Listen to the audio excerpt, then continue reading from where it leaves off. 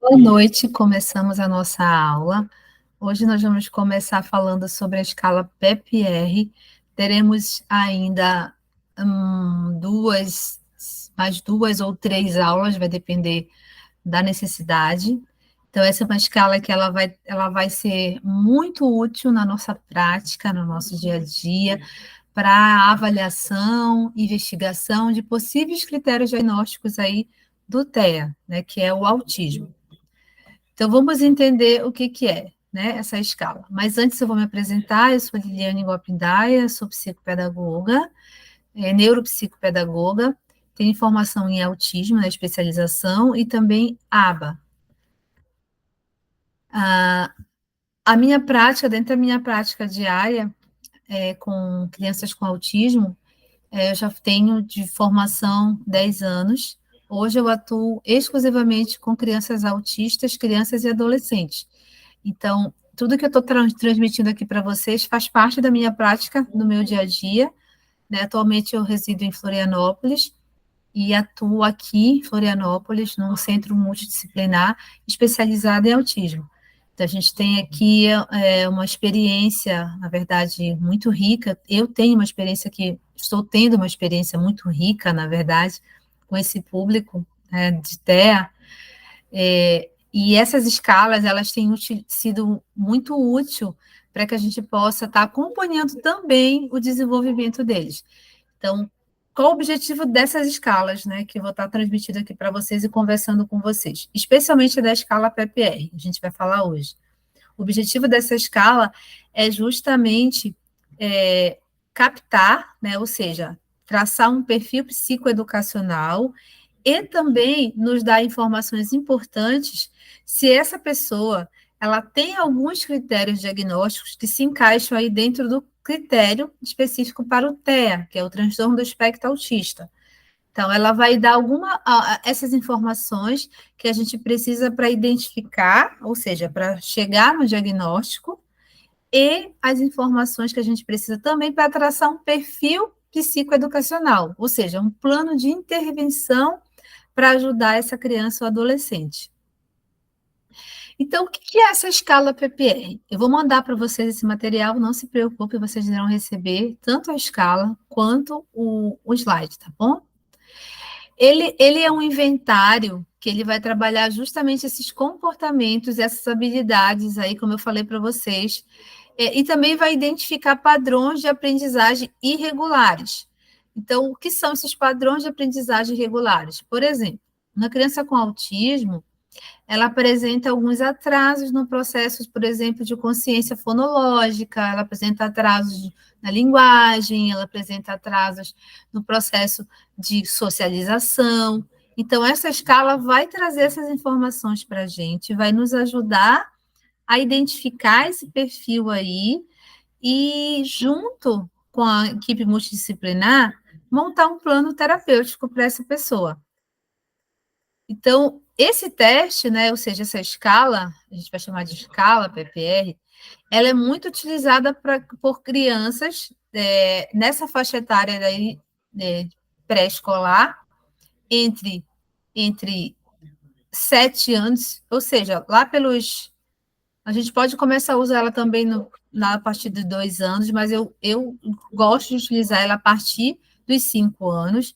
Então, aqui diz que você pode usar até com 6 meses de idade, mas dentro da nossa prática, a gente utiliza muito a partir dos 5 anos. Então, a partir dos 5 anos até os 7 anos, a gente vai usar bastante essa escala. Ah, Liliane, mas ele tem mais de 7 anos. Eu posso usar essa escala? Pode usar. Só que você vai precisar aí também de outras ferramentas que a gente vai estudar mais tarde. Porque alguns comportamentos de uma criança de 12 anos, por exemplo, você vai precisar de mais informações que não tem nesta escala. Então, a gente vai usar essa escala para crianças até 7 anos, tá bom? Quais são as áreas que essa escala avalia? Ela vai avaliar as áreas da imitação. Lembra que eu falei para vocês lá na primeira aula? Volta lá na primeira aula e assiste conceitos básicos de autismo.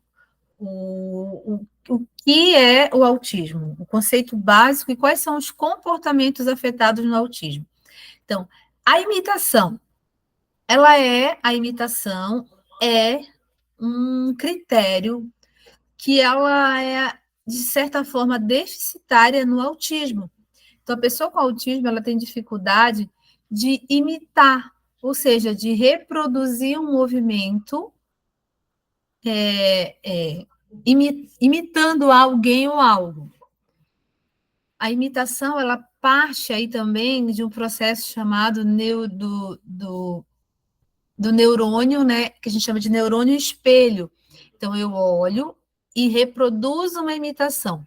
Existem teorias que comprovam que crianças com autismo, crianças e adultos e adolescentes com autismo, apresentam déficits nessa teoria aí dos neurônios espelhos. Então, se eu, por exemplo, tenho dificuldade de imitar, eu preciso de estimulação para poder superar essa dificuldade. Então, não é que eu não consiga. Isso é outro fato importante. A pessoa com autismo, ela consegue e ela vai fazer o que ela quiser. Só que alguns comportamentos a gente percebe aí que necessitam de suporte. Então, imitar é um deles. Outro comportamento que essa escala vai também ajudar, né? Ou seja, vai fornecer informações, é o comportamento motor, a motricidade, que a gente pode dizer que é motricidade fina e motricidade ampla. E a coordenação aí desse olho, dessa mão. O nosso corpo, ele pré-apresenta, né, o desenvolvimento neuropsicomotor, aí um padrão de desenvolvimento neuropsicomotor, que nós temos pelas escalas de desenvolvimento, que mostram que a gente tem determinada faixa etária, a gente precisa apresentar alguns tipos de movimentos. Então, no autismo, a gente percebe que, por exemplo, um movimento motor fino, por exemplo, a pinça, que é um movimento motor fino, que eu já preciso estar refinado ali pelos 8 anos, com essa questão aí, com o TEA presente, esse movimento motor fino, ele é deficitário. Então, a criança com autismo, ela, aos 8 anos de idade, ela vai apresentar dificuldade de fazer, por exemplo, a pega do lápis. Então, ela não tem essa boa pega. Então, ela vai ter dificuldade de fazer, por exemplo, de escrever, de realizar, por exemplo, um desenho, né? A expressão gráfica dela aí vai apresentar uma pobreza. Então, essa escala vai te ajudar a justamente aí também perceber, né, quais são esses movimentos aí que apresentam essa dificuldade. Se ela tem uma dificuldade na pega, essa dificuldade dela é mais na coordenação ampla, ou seja, andar numa linha reta.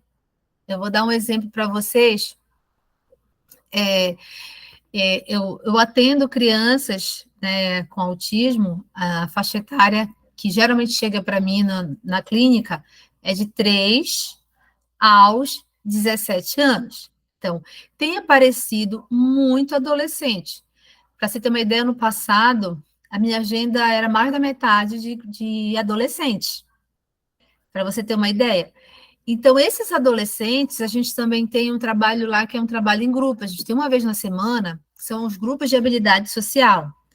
Então, a gente faz esse suporte, né? A gente faz essa intervenção em grupo, e esses adolescentes recebem aí a estimulação pautada na análise do comportamento. Então, é uma clínica especializada em aba. E o que eu percebo quando eu traço, como eu tenho que traçar o plano terapêutico deles, quando a gente vai fazer a análise e montar o plano terapêutico, eu tenho sempre que estar ali inserindo algumas questões motoras. Então, por exemplo, o circuito psicomotor, onde a gente pode estar trabalhando aí a leitura, a escrita, pode trabalhar a interação, a comunicação. Geralmente, quando envolve questões motora ampla, eles apresentam dificuldades. Eles não conseguem saltar, por exemplo, com as duas pernas. Eles têm dificuldade de alternar essa perna. Apresentam dificuldade com lateralidades, apresentam dificuldade com noção espacial. Então, eu tenho um objeto, eu preciso arremessar esse objeto no alvo. Eles apresentam dificuldade também, a gente tem uma atividade lá de arremesso ao alvo, que eles apresentam bastante dificuldade, e alguns até desistem. Então, o nosso trabalho é estimular esse desenvolvimento e fazer com que eles se sintam à vontade para estar trabalhando ali, naquela proposta ali. E é sempre uma proposta lúdica. Então, é importante que vocês saibam que esses movimentos são deficitários no autismo.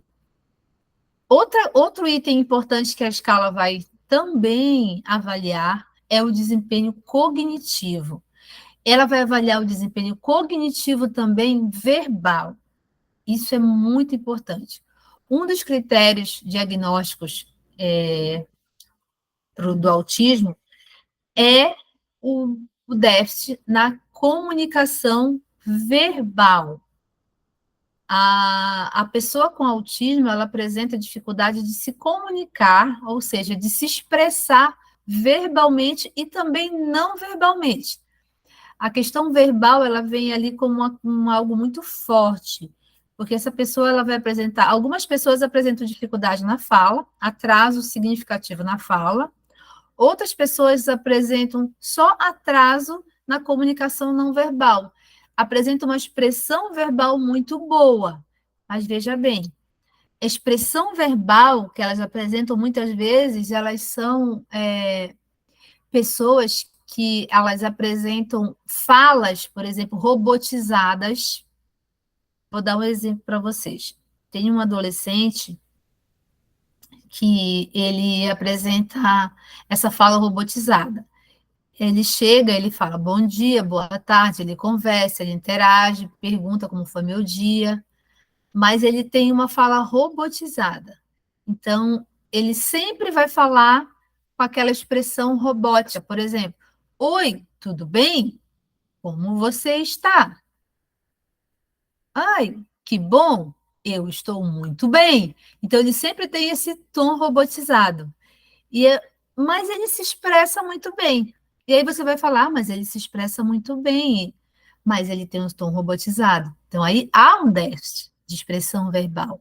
Porque o natural dessa faixa etária de 13 anos, não é reproduzir uma fala robotizada. Então, aí a gente já tem um sinal, um indicativo aí de um déficit também da expressão verbal. Então, a escala vai também fazer esse suporte para nós.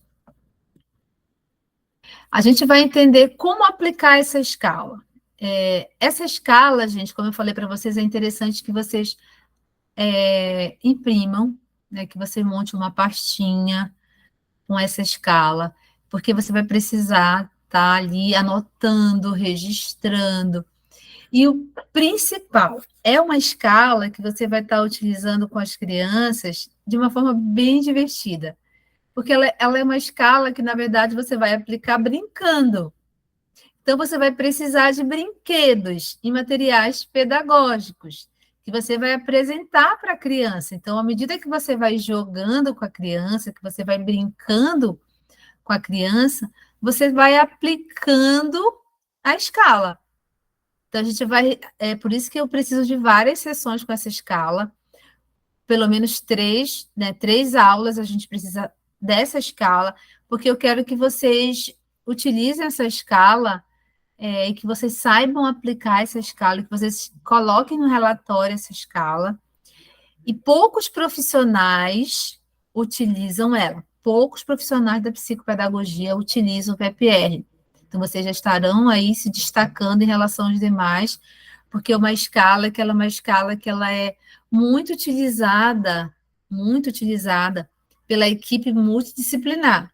Então, o psicopedagogo, ele geralmente se restringe ali a instrumentos que eles aprendem na formação psicopedagógica, que são instrumentos, da maioria dos casos, gente, vou ser sincero, que não nos ensinam a avaliar e nem nos ensinam a intervir em casos de autismo. Então, o autismo é análise do comportamento, é basicamente análise do comportamento aplicada, né? Como a gente conhece como aquela sigla ABA. Então, a análise do comportamento aplicado, ela é a ciência comportamental, é a ciência que estuda o comportamento humano. Então, você quase não recebe essas informações no curso de formação de psicopedagogia, nem na graduação de psicopedagogia. Por quê? Porque o foco é a psicanálise. Então, hoje a gente entende que a psicanálise ela não é uma ciência que é a ciência que eu posso ali estar ajudando, intervindo numa pessoa adolescente, criança com autismo. Tá bom? Até aqui tá tudo bem, gente? Alguma dúvida? Podemos seguir? Tudo certo. Então, vamos lá. Não fiquem apavoradas que vocês vão receber esse material e a gente vai ter tempinho para poder estar aplicando a escala com calma. Então, como que a gente vai aplicar? Como a gente vai fazer a aplicação de fato dessa escala? Então, durante a aplicação, ou seja, o avaliador, né, ele vai observar e vai anotar as respostas da criança. Então, como eu falei, você precisa imprimir e você vai estar ali anotando a resposta, ou seja, o comportamento da criança.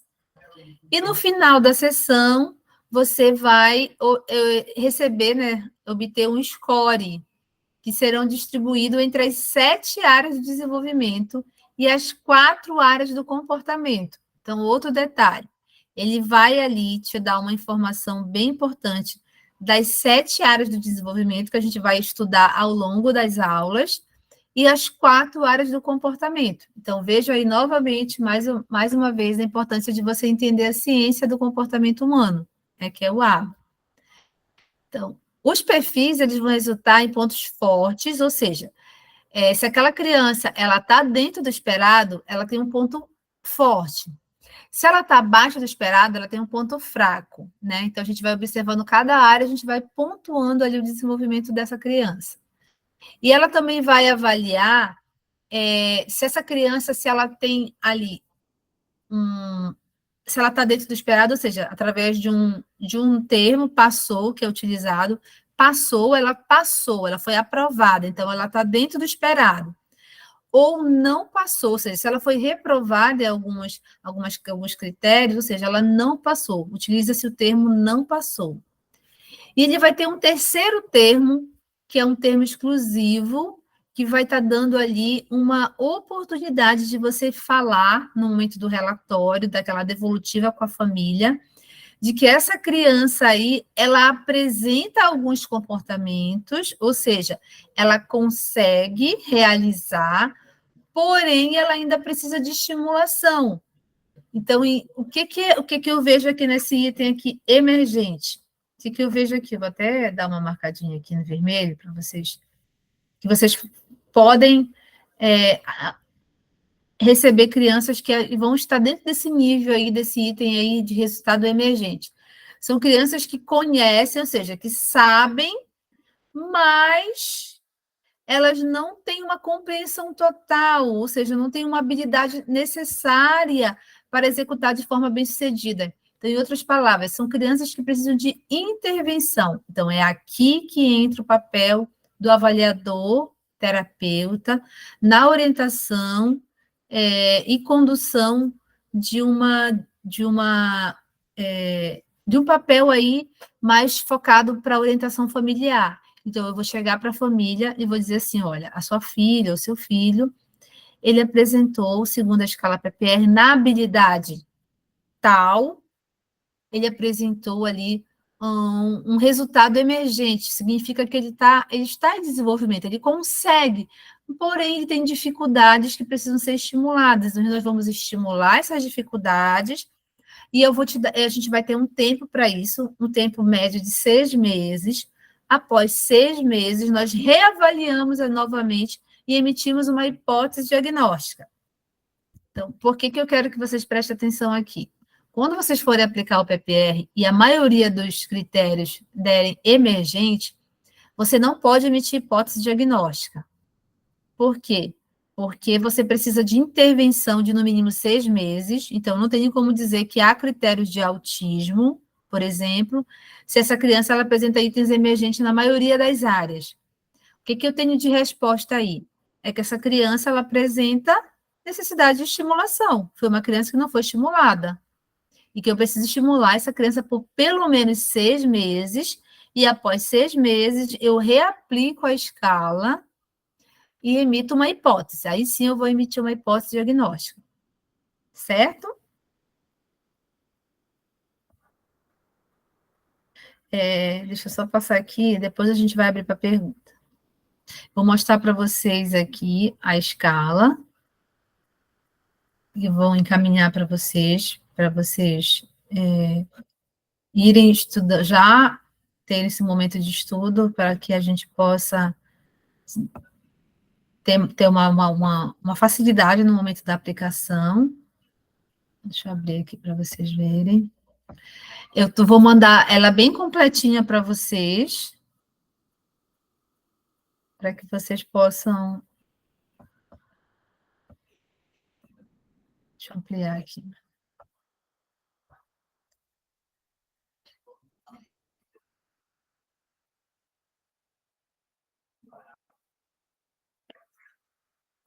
Aqui, como eu falei, a gente estava falando no início, ela é uma escala que é um inventário, né, do comportamento, que vai identificar esses padrões aí de aprendizagem. Então, a gente vai usar ela com crianças.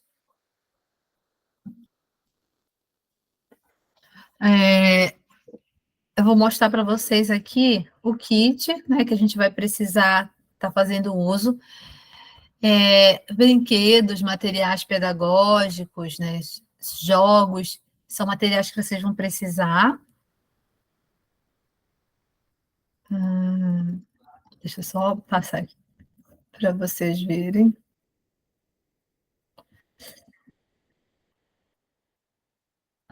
Aqui tem um entendimento, você vai ler, vou mandar para você esse material, você vai ler, para que você possa receber as informações em relação à parte mais técnica da escala. Eu quero mostrar para vocês quais são os materiais que vocês vão precisar comprar, os brinquedos que vocês vão precisar comprar. Deixa eu só passar aqui para poder aplicar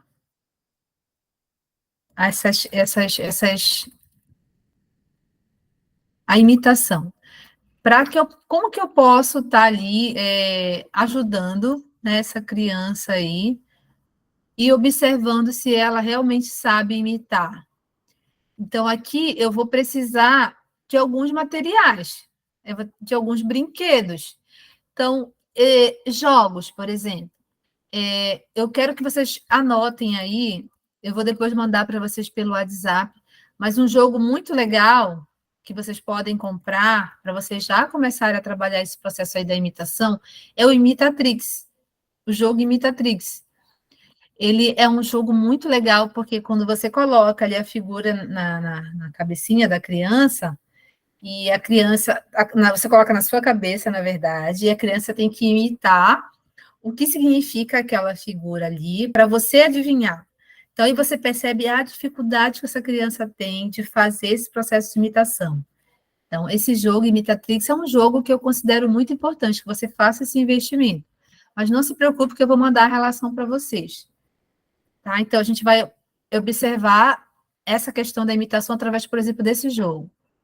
Outro item que eu acho interessante para a gente observar é a questão da motricidade fina, vocês terem, né, e adquirirem para observação, a motricidade fina, são jogos, por exemplo, menino, jogos de botão, sabe futebol de botão? Ele é um jogo que, assim, aparentemente ninguém dá nada, né? Mas ele é um jogo que é muito legal, porque a gente vai observar se aquela criança consegue fazer um movimento, ó, da pinça, né? Para poder estar ali movimentando o botão. Então, é um movimento bem legal. É um jogo que você pode adquirir também. Outro brinquedo bem interessante para adquirir, também para observar a motricidade fina, gente, é aquela pistolinha que a gente utiliza para fazer bolinha de sabão. Não sei se vocês sabem, tem uma pistola que você aperta e aí sai as bolinhas de sabão. Essa também é uma pistolinha muito interessante que você, para poder conseguir formar a bolinha, você tem que apertar, né? Tem que fazer a forcinha. E aí eles não têm ainda essa força, né? Essa pega aí estabelecida. Então, é um joguinho bem legal também, que é legal para você ter. Outro é o boliche, o simples jogo de boliche, para você trabalhar essa motricidade também fina e ampla também. Muito bom que você tenha também no seu espaço para poder avaliar. Então, quando você for aplicar a escala, você tem que ter esses materiais para você estar ali observando e fazendo o registro. Só estou dando uma pincelada para vocês do que a gente vai ver. Deixa eu só ver aqui outra questão aqui. O comportamento. O que você pode ter no teu espaço para você observar o comportamento dele, da criança. Você pode ter ali brinquedos, por exemplo, animais, miniatura de animais, que você vai observar o comportamento da criança com o próprio animal, nessa troca. Então, como que ele interage com o animal? Será que o dinossauro só vai querer bater no outro dinossauro? Será que ele vai cuidar do outro? Será que eles vão ser amigos? Será que eles vão ser inimigos? Então, comportamento. Itens de casinha, xícara, materiais de casinha. Xícara, colherzinha, itens de casa, de cozinha. Isso também a gente vai observar o comportamento, como que eles se comportam, por exemplo, no momento do chazinho, no momento que vai estar ali se alimentando, miniaturas de frutas. Esses itens de casinha é importante ter para você observar também comportamento, observar relacionamento, afeto, como que é o relacionamento deles se chegar, por exemplo, uma visita na casa. Isso tudo a gente observa no brincar. Então, a gente vai estar ali focado no brincar para poder estar aplicando essa escala. Outro item interessante também, deixa eu só ver aqui para vocês terem para poder aplicar. Só um pouquinho.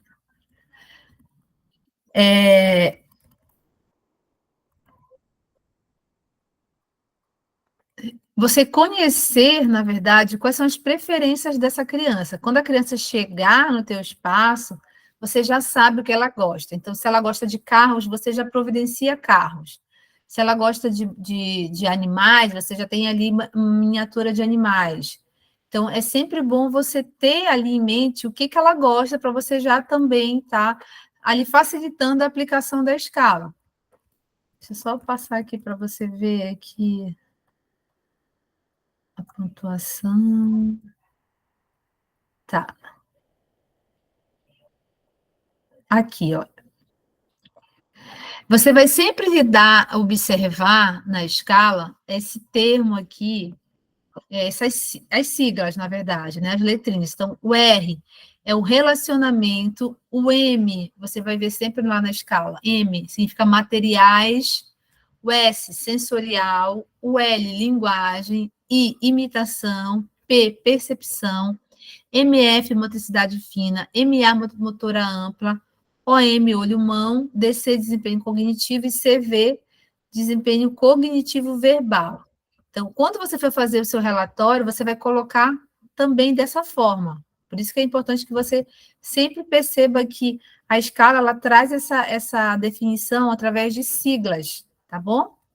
Então, só dando uma pincelada rápida na escala para vocês terem uma noção de como ela é.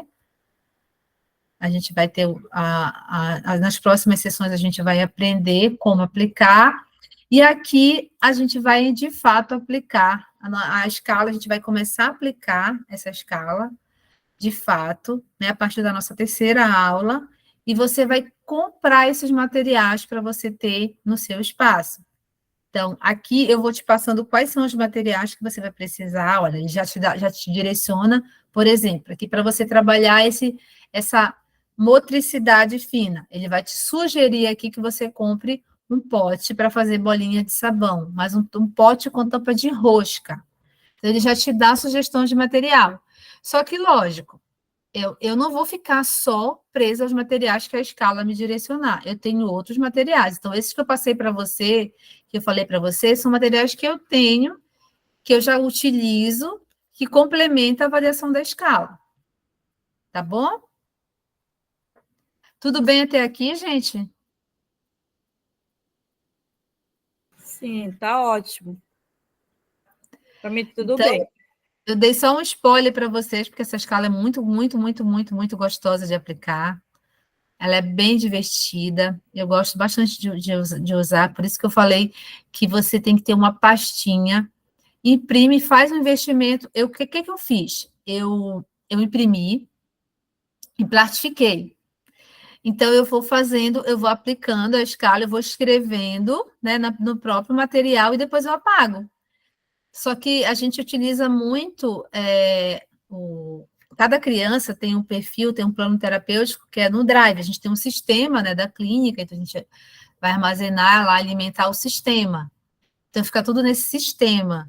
Então, como eu estou com aquela pressa ali, eu preciso no dia a dia estar aplicando, aí eu já utilizo o meu material plastificado. Então, vai a dica para você plastificar, porque você já tem aí a possibilidade de estar aplicando com várias pessoas e não estraga aquele material, né? Fica bem guardadinho ali, você pode usar, levar para qualquer lugar que você for fazer uma aplicação. Alguma pergunta em relação a essa parte inicial da escala? Vocês têm alguma pergunta?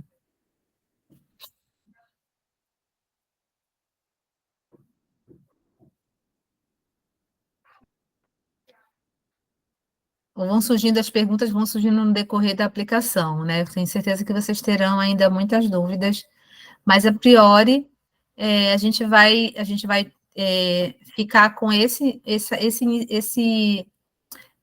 básico aqui da escala. Eu vou mandar para vocês esse material, vocês já começam, já dá uma lida, porque a nossa próxima aula a gente vai continuar falando um pouquinho mais aí desse tipo de materiais que a gente vai usar. Vamos explicar item por item dessas áreas, eu vou explicar para vocês o que cada área representa e como que você vai identificar o autismo dentro dessas áreas.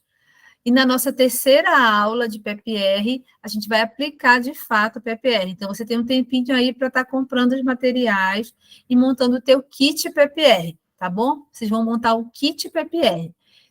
Como eu falei para você, uma escala muito importante, você vai sair na frente de muitos profissionais, e é um conhecimento que você vai adquirir de uma forma assim impressionante. Você vai começar a avaliar ali com muita facilidade. E ele vai te dar essa resposta, esse retorno aí muito bom e rápido. Então, é cientificamente comprovada, é uma escala utilizada por muitos profissionais, multidisciplinar, principalmente neuropsicólogos, é utilizada também muito por terapeuta ocupacional, por psicopedagogo, tá bom? Então, eu vou só, gente, parar a gravação aqui. Queria agradecer a presença de todos vocês. E a gente vai se ver na nossa segunda aula de PPR, tá bom? Ok, professor, tudo bem.